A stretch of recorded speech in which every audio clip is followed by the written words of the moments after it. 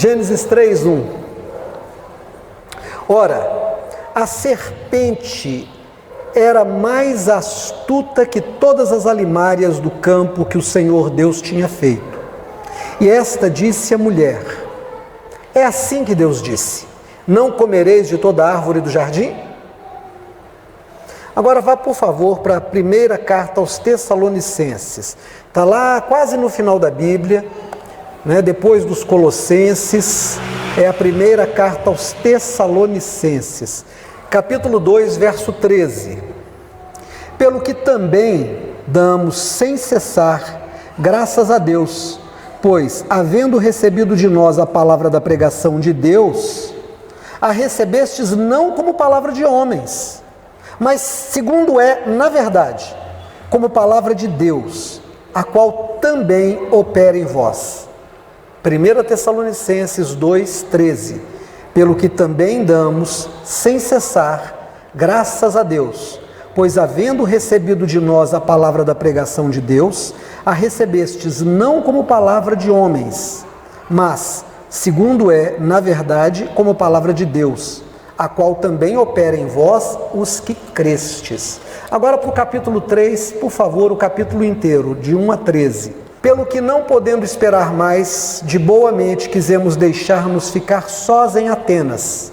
E enviamos Timóteo, nosso irmão e ministro de Deus, e nosso cooperador no Evangelho de Cristo, para vos confortar e vos exortar acerca da vossa fé, para que ninguém se comova por essas tribulações, porque vós mesmos sabeis que para isto fomos ordenados.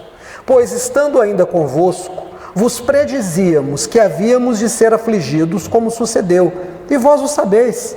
Portanto, não podendo eu também esperar mais, mandei-o saber da vossa fé, temendo que o tentador vos tentasse, e o nosso trabalho viesse a ser inútil. Vindo, porém, agora Timóteo de vós para nós, e trazendo-nos boas novas da vossa fé e amor, e de como sempre tendes boas lembranças de nós, desejando muito ver-nos como nós também a vós. Por esta razão, irmãos, ficamos consolados acerca de vós em toda a nossa aflição e necessidade pela vossa fé. Porque agora vivemos, se estáis firmes no Senhor. Porque que ação de graças poderemos dar a Deus por vós, por todo o gozo com que nos regozijamos por vossa causa diante do nosso Deus, orando abundantemente dia e noite, para que possamos ver o vosso rosto e supramos o que falta da vossa fé? Ora, o mesmo Deus e Pai e nosso Senhor Jesus Cristo encaminha a nossa viagem para vós. O Senhor vos aumente e faça crescer em amor uns para com os outros e para com todos, como também nós para convosco, para confortar o vosso coração e para que sejais irrepreensíveis em santidade diante de nosso Deus e Pai, na vinda de nosso Senhor Jesus Cristo, com todos os seus santos. Amém. Irmãos, nós estamos diante de uma carta. É uma carta que Paulo, apóstolo, escreveu aos irmãos que estavam numa cidade da Macedônia chamada Tessalônica. Então vamos entender. Hoje, quando você passa numa cidade qualquer, você vai encontrar uma igreja da Assembleia de Deus, outra do Nazareno, outra batista, uma presbiteriana, uma igreja quadrangular, Testemunhos de Jeová. Você vai encontrar uma série de igrejas. Naqueles dias de Paulo, o evangelho estava começando a ser propagado ao mundo gentílico. Então não havia ainda esse grande número de denominações. Havia um grupo de pessoas na cidade que havia crido, e esse povo se reunia, e eles eram chamados por Paulo de igreja, corpo de Cristo. Eles se reuniam. Então a carta é endereçada a um conjunto de pessoas que estavam na fé e que moravam em Tessalônica. Entendemos quem é que está recebendo a carta e sabemos quem é que enviou a carta. Qual é a situação para que essa carta aconteça? Paulo, ele começa a pregar o evangelho aos gentios, aqueles que não eram judeus. Ele passa na cidade de Filipos, e em Filipos ele sofre muito, ele é preso, ele é jogado no cárcere, mas ele prega a um conjunto de pessoas, alguns funcionários públicos, algumas vendedoras, algumas pessoas, e ali nasce uma igreja, mas ele é perseguido. Dali ele vai para Tessalônica. Em Tessalônica ele prega o evangelho, Deus faz coisas extraordinárias, as pessoas começam a se converter, a largar as práticas pagãs, as feitiçarias, as artes mágicas, e a trazer a Paulo o desejo que eles tinham de conhecer o Deus que Paulo pregava.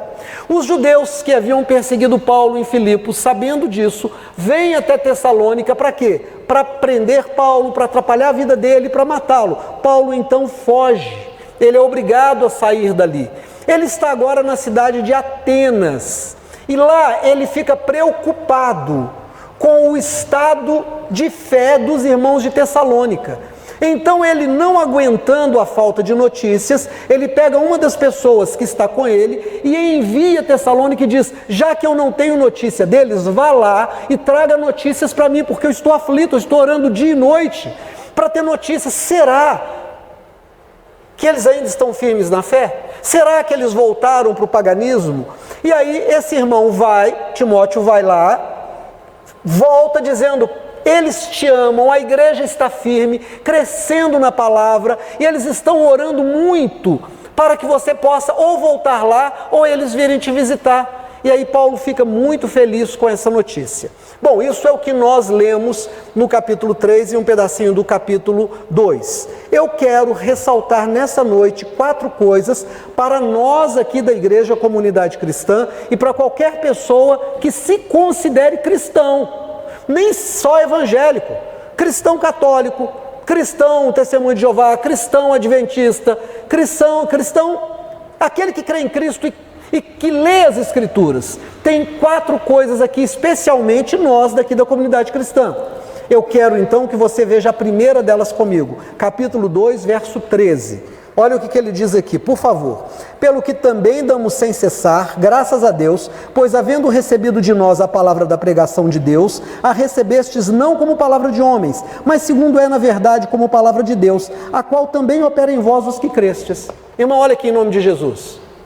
Paulo está dizendo o seguinte: vocês receberam a palavra que eu preguei, e a receberam não como palavra de Paulo, não como palavra de homem, não como produção da intelectualidade, da sabedoria, da engenhosidade de um homem, mas como palavra de Deus. Aí ele abre parênteses e diz o que realmente é, ela é palavra de Deus. E aí ele fala: a qual está operando em vocês os que creram.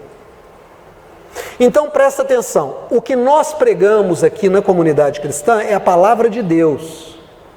É por isso que eu chamo a sua atenção para o versículo, é por isso que eu combino um texto com outro texto, é por isso que eu já disse aqui: não vá acreditando em mim só porque eu estou pregando, mas pesquise, conheça a Bíblia, preste atenção, leia, volte ao texto.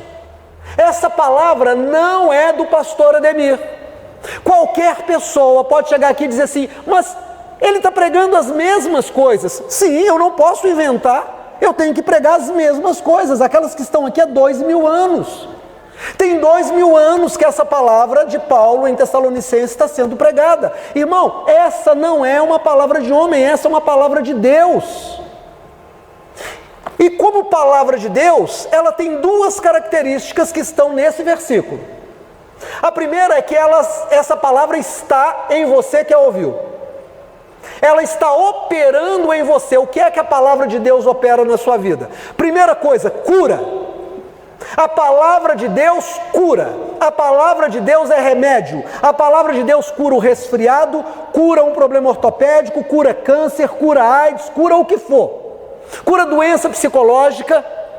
A palavra de Deus restaura a paz, ela opera na sua vida e você se torna uma pessoa pacífica, e aqueles que estão com alguma querela com você, que estão com uma indisposição, querendo brigar com você, também são alcançados e pacificados. A palavra de Deus opera em você uma vida familiar abençoada. A sua casa é guardada por Deus, visitada pelos anjos, e Deus abençoa a sua casa, na sua entrada, na sua saída. Abençoa o seu cônjuge e os seus filhos. Abençoa os dias que vão passando enquanto enquanto você envelhece. E aí acontece na sua vida o que a palavra de Deus diz em Salmos: os seus filhos são como os frutos da árvore ao redor do tronco, isso lá na sua casa.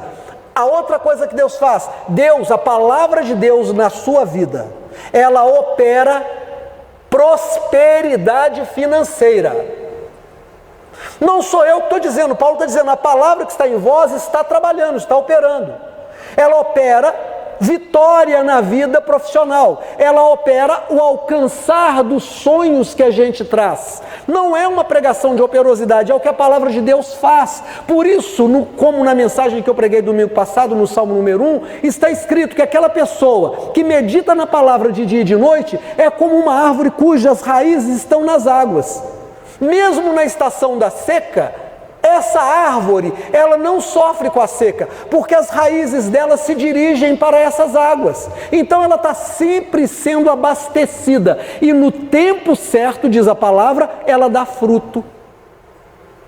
Mas a segunda coisa que a palavra de Deus, segundo o versículo 13 do capítulo 2, diz para nós, é que isso só acontece naquela pessoa que recebeu a palavra e crê nela. Ela não serve para quem não crê. Quem não crê tem a palavra, mas fica doente. Quem não crê tem a palavra e o casamento vai para o brejo. Quem não crê tem a palavra, mas não prospera financeiramente. Quem não crê está sempre com raiva de alguém ou sempre tem alguém com raiva dele. Quem não crê tem os seus filhos desbandeirando, tem o seu casamento virando só briga. Quem não crê não se firma. Porque a palavra de Deus, ela precisa ser recebida e ela tem que ser praticada, porque crer não é acreditar. Tiago, não o nosso irmão que toca aqui, mas aquele que escreve uma carta na Bíblia, diz assim: vocês creem na palavra de Deus? Estão fazendo nada demais. O diabo crê e treme. Ele teme a palavra de Deus, ele tem temor da palavra de Deus. Ele sabe que a palavra de Deus é uma palavra que se cumpre. Irmãos, Deus, Ele é bondoso e severo. Deus é amoroso, mas Ele é corretor. Ele corrige a todos quanto Ele ama. Então Ele te entrega a palavra.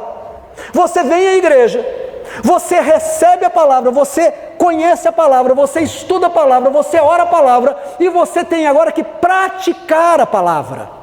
A palavra de Deus é para ser praticada, ela é para que você a coloque em funcionamento. Então imagine que você ganhou um carro, e você tem esse carro na garagem, e você conta para todo mundo: eu tenho um carro. Você abre a garagem e lava o carro dentro da garagem. Todos os vizinhos sabem que você tem um carro, mas você só vai para o serviço a pé, você só viaja de ônibus, você só visita as pessoas de Uber. Para que o seu carro serve? Nada. Ele não serve para nada. Ele não te leva para lugar nenhum. Ele vai ficando defeituoso sozinho, ele vai estragando sozinho. Assim é a fé. Não adianta eu receber a palavra, colocá-la na minha vida, tê-la em mim e não praticá-la. Eu preciso praticar a palavra para que ela opere na minha vida tudo que eu disse para vocês: a cura, a bênção do casamento, a prosperidade financeira, a vida familiar. É a palavra praticada. Então esse é o primeiro ponto que Paulo traz para nós nessa mensagem. A segunda coisa que o Paulo fala para nós nesse texto está no verso número 5 do capítulo 3. Olha lá, por favor. Portanto, não podendo eu também esperar mais, mandei-o saber da vossa fé, temendo que o tentador vos tentasse e o nosso trabalho viesse a ser inútil. Irmão, olha aqui para mim em nome de Jesus. Então eu falei para você o seguinte, que você recebe a palavra, ela está em você. Não tem como eu tirar isso, tem, pastor Zé? Quem aqui é surdo, levanta a mão, por favor. Ninguém levantou a mão, todo mundo ouviu a pergunta. Então, você ouviu a palavra da pregação. Você tem que crer e praticar. O verso 5 diz que o Paulo estava com uma preocupação. Qual era a preocupação do Paulo? Que o tentador tivesse anulado o poder da palavra que ele tinha pregado aos Tessalonicenses. Então a primeira coisa que nós temos que acreditar, olha aqui para mim, existe um tentador. Satanás é uma figura espiritual. Esse nome vem lá do Egito, passa pelos babilônicos, chega ao Novo Testamento, mas ele não importa qual a origem etimológica, ela representa uma entidade espiritual que tem um reino de servos espirituais, que tem um trabalho. Qual é o trabalho dele? Neutralizar na vida das pessoas o poder da palavra de Deus. Então Paulo diz assim: eu mandei Timóteo estar com vocês porque eu temia muito que a palavra de Deus tivesse sido neutralizada na vida de vocês pelo tentador. Por que Paulo chama de tentador?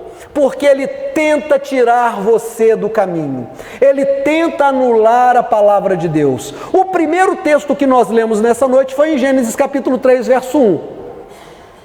A mulher está passando próximo daquela árvore que Deus disse que ela não deveria tocar, nem ela nem o marido, e de repente uma serpente, que de alguma forma conversa, diz para ela: não é assim que Deus disse? De todas as árvores do jardim comerás livremente? Irmão, olha aqui para mim em nome de Jesus. O tentador é bom para convencer. Ele vai dizer para você: você não precisa levar a sério todos os mandamentos da palavra de Deus. Hoje eu estava conversando com o pastor Zé e estava dizendo o seguinte: irmãos, eu vou tocar nisso porque eu preciso tocar nisso. Quero falar com vocês, mães. Se vocês me procuraram, eu orei dentro da palavra, e a palavra que estava em vocês começou a operar porque vocês creram, eu preciso cuidar de vocês para que o tentador não anule o poder dessa palavra que está na sua vida. Porque se você brincar, o tentador ele vai dizer para você: não vai à escola dominical. Ah, o pastor chamou atenção porque você tem que tirar o celular do filho, ou porque você tem que cuidar do filho, ou por causa disso. Irmão, isso é conversa do diabo. O tentador vai tentar você para anular o poder da palavra de Deus. Por quê? Porque ele não quer tocar em você. Quando ele tenta você e você dá ouvido para ele, ele já tocou em você. Ele quer tocar no seu filho, ele quer tocar na sua filha. E aí você diz assim: eu não vou porque o menino está doente. Seu menino vai ficar doente a vida inteira, porque você abriu uma porta e o diabo vai tocar nele. Toda vez que você for buscar Deus, o diabo toca no menino. Toda vez que você disser assim: ah, eu não vou porque eu estou muito cansado, o diabo vai colocar um cansaço, 1000 coisas para você fazer. Você não vai ter paz. Porque toda vez que você falar: eu vou ler a Bíblia, toda vez que você falar assim: eu vou trabalhar para o Senhor, toda vez que você disser: eu vou à igreja, vai bater aquele cansaço em você. Então veja, eu estou te ensinando e cuidando de você. Ponha o Senhor em primeiro lugar. Deixe a palavra de Deus operar na sua vida. Deixe que ela faça do seu filho e da sua filha uma pessoa maravilhosa, cheia do poder de Deus. O menino Samuel, ainda muito garoto, estava dormindo ao lado do quarto de um profeta, de um sacerdote. E a Bíblia diz: antes que a lâmpada da casa do Senhor se apagasse, uma voz disse: Samuel. O sacerdote Eli estava ali do lado. A voz não falou Eli. Deus falou com a criança. Deus falou com o menino. O menino Davi, um jovenzinho, um adolescente, ouviu um gigante desafiando a Israel, e o poder de Deus veio sobre ele. Ele disse: eu vou descer e vou vencer esse gigante em nome do Senhor dos Exércitos, e venceu. Jesus, com 12 anos, conversava no templo com os principais sacerdotes e os encantava com o que ele conhecia da palavra. Então veja, o seu filho devem ser colocados na presença de Deus para que eles sejam cheios do poder de Deus, com 3 anos, com 4 anos, com 5 anos, com 10 anos, com 12 anos, e até quando forem grandes, jamais vão se desviar da palavra de Deus. E a sua vida vai ser suprida financeiramente, a sua saúde vai ser abençoada, o seu casamento vai ser guardado. Por quê? Porque você não deixa o tentador anular a palavra de Deus que está na sua vida. Isso vale para o dizimista, isso vale para a pessoa que não vem à escola dominical, que não vem ao culto de oração, que não ora da madrugada. E quando eu falo de orar na madrugada, veja o verso 10, o que aqui diz. Capítulo 3, verso 10. Orando abundantemente dia e noite, para que possamos ver o vosso rosto e supramos o que falta da vossa fé. pastor, eu já oro bastante. Pastor, eu já leio a Bíblia. Essa é a terceira coisa que eu quero trazer para você nessa noite desse texto. E ela é dividida em duas partes. A primeira é que Paulo diz assim: falta alguma coisa na vossa fé. Eu tenho que suprir o que falta na vossa fé. Irmãos, às vezes eu estou lendo a Bíblia, eu leio muito a Bíblia na madrugada, eu gosto muito. E é raro eu não fazer isso. Às vezes eu estou muito cansado, ou muito preocupado, ou angustiado com alguma coisa, eu não consigo. Mas eu fico em espírito ali lutando com aquela questão. Mas há os meus dias normais, onde eu faço os estudos comparativos, onde estou lendo. Eu sempre leio o Velho Testamento, uma carta e o Evangelho. Eu sempre tenho 3 leituras da Bíblia. E hoje, por exemplo, estava fazendo este dia. Eu li o Alcorão dos irmãos muçulmanos. Estava escrito lá: aquele que teme a Deus, Deus o honra. Fui ler o Bhagavad Gita. O Bhagavad Gita estava falando dos homens endemoniados, que é dos irmãos indianos, hinduístas, dizendo: os homens endemoniados não têm apreço por Deus, eles só querem os bens materiais, pelo que Deus os deixa de lado, enquanto eles estão assim. Aí eu vou para a palavra de Deus, e a palavra de Deus, o Evangelho como eu o conheço, começa a falar que o temor do Senhor é aquilo que nos faz andar para frente, sermos abençoados, obedecer a palavra de Deus. Então, às vezes eu estou ali e Deus começa a me dar mensagem. Eu tenho uma mensagem no Velho Testamento, eu tenho uma mensagem na carta, eu tenho uma mensagem. Eu falo: Deus, eu queria ter 3 cultos só de estudo da palavra, porque são mensagens e mensagens que o Senhor vai trazendo, e eu preciso compartilhar isso. Mas não tenho essas oportunidades todas. Está chegando a hora em que elas vão aumentar. Por quê? Porque falta alguma coisa na fé que você tem, falta alguma coisa para que você cresça no conhecimento de Deus. Paulo está dizendo aos Tessalonicenses: falta alguma coisa à fé de vocês. Queridos, falta alguma coisa à fé que você tem praticado. Você ainda tem que crescer mais na palavra. A segunda coisa dentro desse versículo é que Paulo diz: não cesso de orar dia e noite para que eu possa. Você quer ter uma casa? E você faz uma oraçãozinha vez por outra: oh Deus, abre uma porta para que eu tenha uma casa? Você não vai ter. Você quer resolver um problema conjugal? E você diz: ah Senhor, ela é difícil, ah Senhor, ele é complicado. Você ora de vez em quando? Não vai resolver. Você tem uma causa na justiça que está parada? Eu vou te falar, justiça naturalmente já é um negócio complicado. Pergunta a qualquer advogado. Pergunta quem tem uma causa na justiça, quantos anos aquilo fica parado lá. Não pense que as coisas são simples. E você tem uma causa e você ora de vez em quando. Paulo diz: eu oro sem cessar dia e noite para que eu possa. Então você tem uma razão, você quer uma cura sua, no seu corpo, no corpo de alguém que você ama.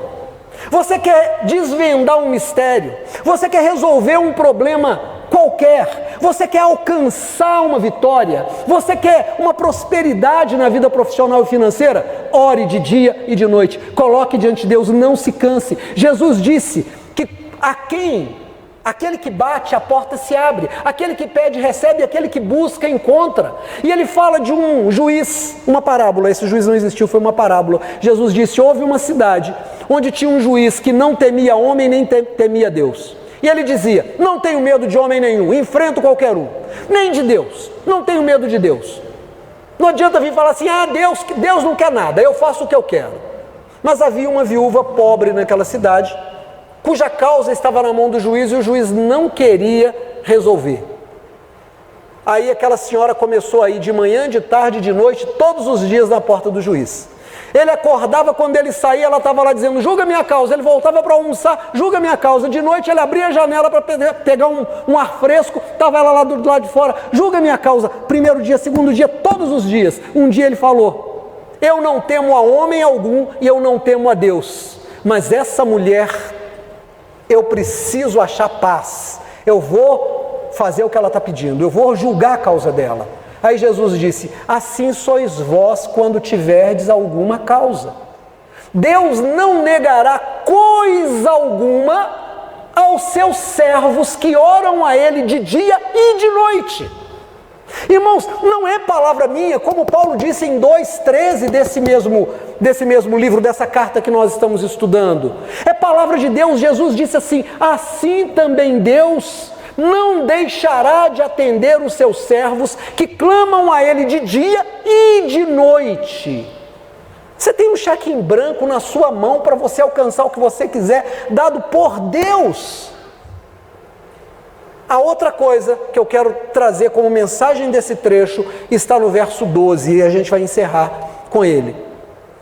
Verso 12: e o Senhor vos aumente e faça crescer em amor. Algumas traduções vai estar escrito em caridade, é a palavra caritas, que é traduzida como amor. E o Senhor vos aumente e faça crescer em amor uns para com os outros, e para com todos, como também nós para convosco.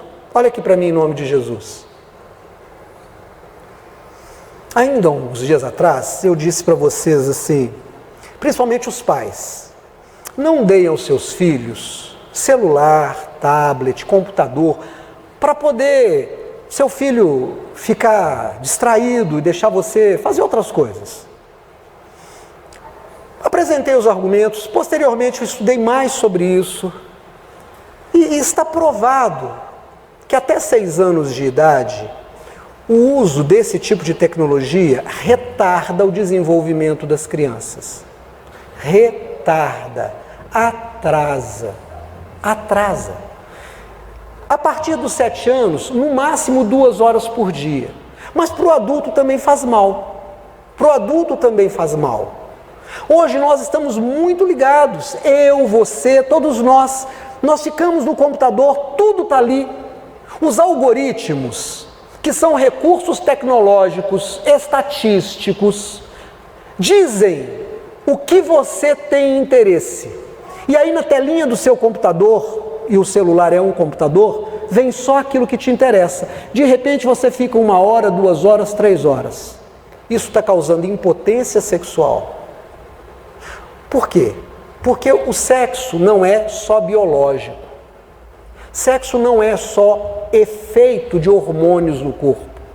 O sexo é também fruto da fantasia e até mais do que biológico.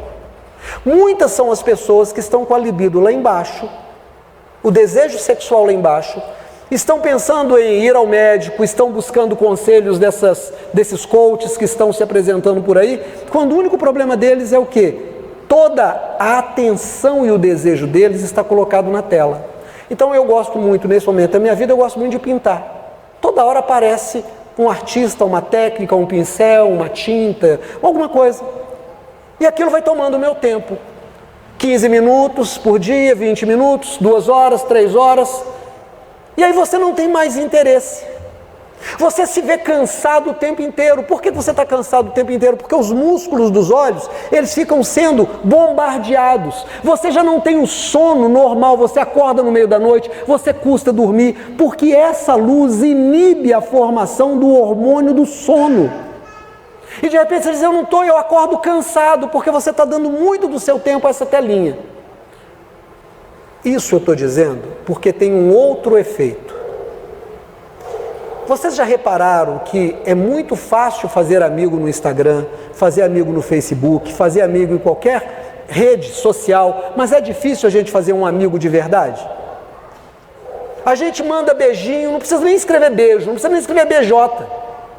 Você pode mandar um emotionzinho, a carinha com o coraçãozinho, com aquele biquinho de beijinho. A gente nem está aprendendo a digitar mais, a gente está voltando. Nós estamos sofrendo um processo de retardamento. A gente está voltando para desenhos, esquecendo como é que escreve.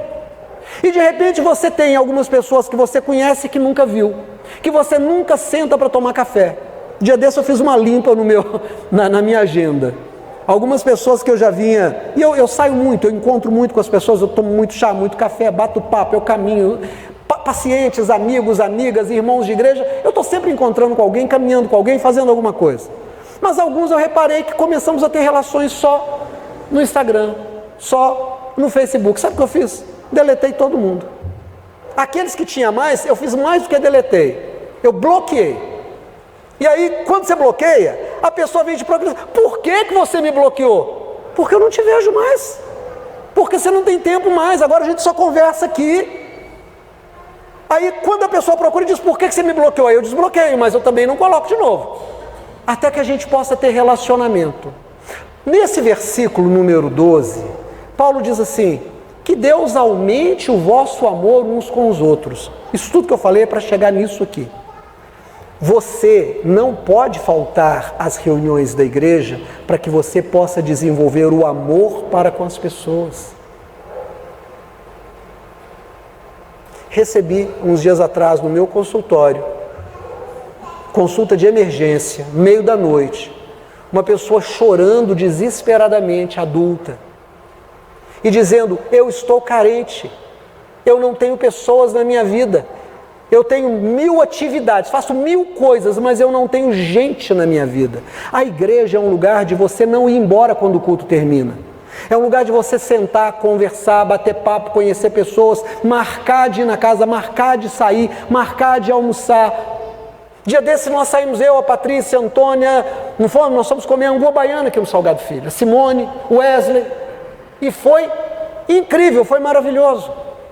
De vez em quando a gente sai para fazer outras coisas com outras pessoas, mas a igreja é um lugar onde o amor precisa crescer, precisa fazer coisas juntos, vamos ao clube juntos, vamos orar uns pelos outros. Olha, o Wesley está passando por problema, olha, o Wesley tem menino pequeno, os meus já cresceram, será que a Pamela pode usar essas roupas tão novinhas? E leva, olha, trouxe para vocês, e aí quando o menino dele crescer, ele vai pegar aquilo e vai levar para o menino da Tatá, e vai dizer, está aqui, olha, porque a igreja é um lugar onde a gente pratica a arte do encontro.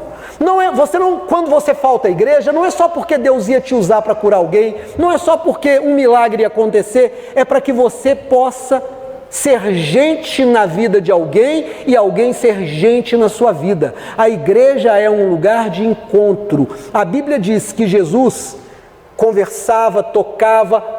João encosta a cabeça no ombro de Jesus no dia da ceia, e hoje nós temos ceia.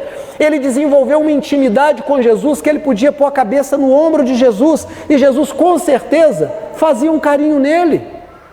Pedro era amoroso porque ele aprendeu com Jesus. A igreja é um lugar onde nós precisamos deixar que Deus ame através das nossas vidas. São os 4, na verdade 5, porque o terceiro eu dividi em 2, ensinamentos dessa carta de hoje. Amém? Vocês entenderam? Entenderam mesmo Tessalonicenses, o capítulo 3 e um pedacinho do capítulo 2? Quem entendeu, levanta a mão. Amém, glória a Deus. Vamos nos colocar de pé.